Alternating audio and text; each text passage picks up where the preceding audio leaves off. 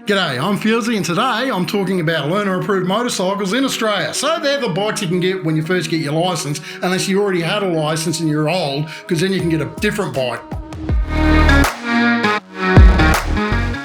So what I've done is I've broken it down to 3 groups, plus a bonus little oddball there.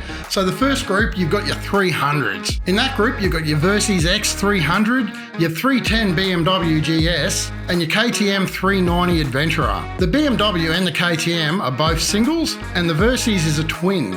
Your Versys is $6,900 here in Australia, your BMW is $8,500, and the KTM 390 Adventurer is $9,400. The Versys is probably the more road orientated of the 3 of them. That motor feels just like the motor did in my 1992 ZZR 250, so they've been around for ages. It's a pretty solid little bike. The Versys is probably a bit shorter, and pretty much it just comes down to which one speaks to you. The KTM suspension's a little bit better. Every time I ride a 300, it feels like everyone's out to kill me. The next group out is your twin cylinders. So you got the Benelli TRK 502X, the Honda CB500, the Versys 650L, Lambs approved, and the V-Storm 650 XT.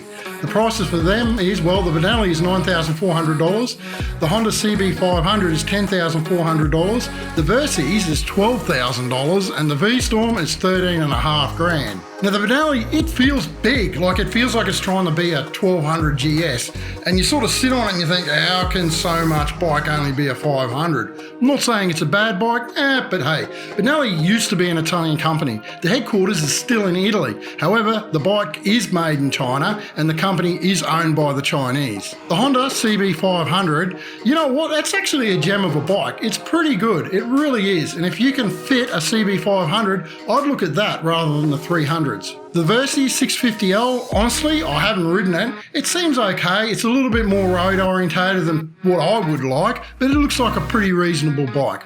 And the V-Storm. The V-Storm's been around for a while now. They've always copped a bit of shit, but you know what? They are a road orientated bike and they've got their uses and they can be surprisingly good off-road. The first time I rode one, I was actually a bit surprised how it wasn't quite the road bike that people said. But it's a good bike and you could quite honestly do a fair bit when it comes to gravel road and that sort of thing. It's not a bad bike. Next up, we've got my favourite group. So these are the single cylinders, more dirt orientated. You've got the DR650, the CRF 300 Rally, which isn't out yet, but it will be soon. The new KLR 650, again, it's not out yet, but it will be soon. And an often overlooked thing called the SWM Super Dual X. Now the DR650 costs $9,500. The CRF Rally, while we don't have a price for it yet, I reckon it'll be around about $8,000. The KLR 650, again, we don't have a price for it yet, but I reckon it'll be around the $9,500. And then you've got the SWM, which is $10,500 right away. Now, the DR650, while I wouldn't call it an adventure bike out of the box, it is the original blank canvas. Honestly, buy one of those, stick a big tank on it, put a decent seat on it, a little screen, a bash plate, pair of bark busters, some decent tyres and some luggage, you've got yourself one of the best adventure bikes there is. This thing, it won't break any speed records, but it'll keep going forever and it'll take you to a lot of places. They're quite good to ride, even with all the extra stuff on them. They'll change lines really well. They're not a bad bike, they really aren't. And like I said, if you want a bike to work on and modify to make your own, it's pretty hard to go past the DR650, and it's Lambs approved. So you know what, quite frankly and honestly, once you get your open license, you might want to hang on to that DR because it's a pretty bloody good bike. Next up, we've got the CRF 300 Rally. Now, I have not ridden one, and I don't think anybody has yet. I did ride the old 250. Now, you definitely knew you were riding a 250. You had to work that gearbox to keep it going. It was a lot of fun, and it felt like it would be really off-road capable. It's pretty hard to beat in that sort of going. It's probably not going to be great on the highway, but if you're doing any sort of tight stuff, any sort of really off-roady stuff, I think it'll be a pretty bloody good bike.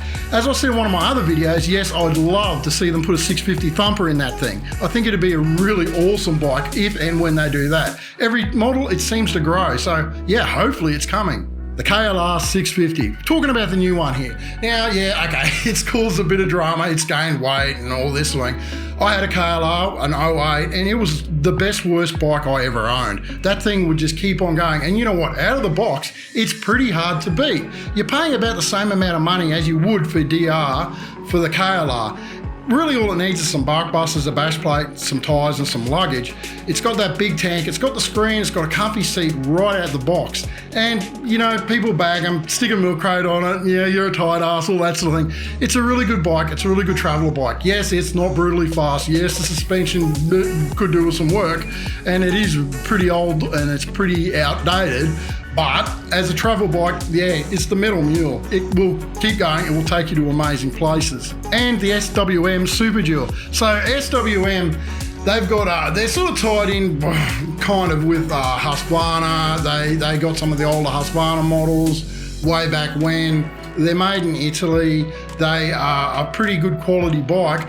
A little bit expensive, not a big name, but the ones I've seen and the one I rode, well, it was like riding an old Husqvarna. The Husqvarnas from after when they started eating their own internals. The BMW days Husqvarnas. So yeah, it's a pretty good bike. It's not a bad bike at all. I wouldn't discount it if you can get a good price on one, and if you're happy with the dealer support in your local area, yeah, I'd go for it. I think they're a really good bike. Okay, and the oddball, the Royal Enfield Himalayan. You know what, when this thing came out, I wanted to hate it. We had that teaser video that came out with the Dakar rider doing the jump with the foot peg falling off when he lands, and at the time I thought, Jesus Christ, if they put this much effort into a promo video, yeah, I'm not real keen about their bikes. But you know what, it has grown on me, and they do make a lot of sense. They're a bargain, $7,700. They've got a lot of the good stuff on them. They've got this, the latest one has this new nav thing, okay? So what that is, it's not a GPS system. What it does, it links up with your phone, and it uses the GPS off your phone, and it uses Google Maps.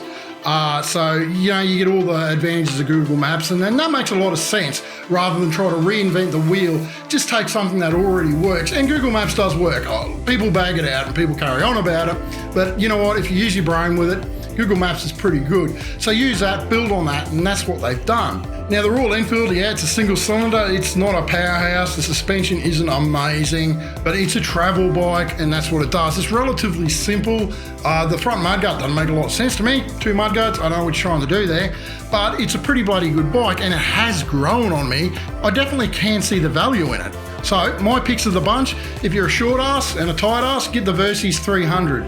If you're in the middle of the group, I'd go the Honda CB500 because Honda reliability, and you know, it's not bad. You can also get a fair bit of aftermarket stuff with the CB, so you can upgrade it. If you're going for the thumper class, you know what, the DR650, it's a good blank canvas. It's a good bike if you want a project. I don't know how much longer they're going to be around. Now their carb, I honestly, by now I thought they would have been out of production because they still have the carb on it. Eventually they'll have to go over to a fuel injector system. I haven't heard anything whether Suzuki is going to revamp the DR650 completely. There is certainly an opportunity for them to make a really cool bike there if they want to.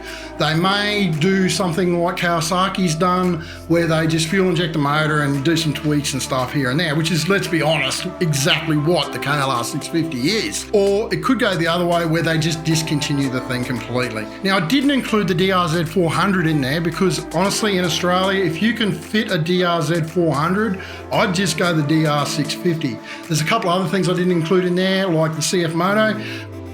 Look, there's a newer one coming out. I'd wait for that. If I was looking for the single cylinder bikes at the moment, I'd probably go the KLR 650. I'd wait till that came out, and then I'd go down that road because I had one. I did 25,000 Ks in 6 months on that thing, and I really did enjoy it. It was a great bike, and sometimes I do miss the bloody thing. I'd probably still have it today if it didn't get stolen. Yeah, people steal KLR 650s. I don't know. And the Royal Enfield Himalayan, yeah, you know what, I can see the use in it, like I said. Look, at the end of the day, you will need to get the bike that speaks to you. And really, who gives a shit what anyone else thinks? Just get that bike that you love, that you got to put your hard-earned money down on, and enjoy it. Ride the tits off it. Adventure riding's a great thing. It's a really fun thing to do. It's something that will get in your blood, and it's something that you can get a lot of really good fun out of. Now, I realise I haven't covered everything. Leave a comment below letting me know what I could do better here, letting me know what I left out or what you disagree with. It's all cool, I don't mind. It's really good actually. I like a bit of interaction going on. So until my next video, I'm Fieldsy. Keep on riding, have fun, see you out there. And if you do see me around, say g'day.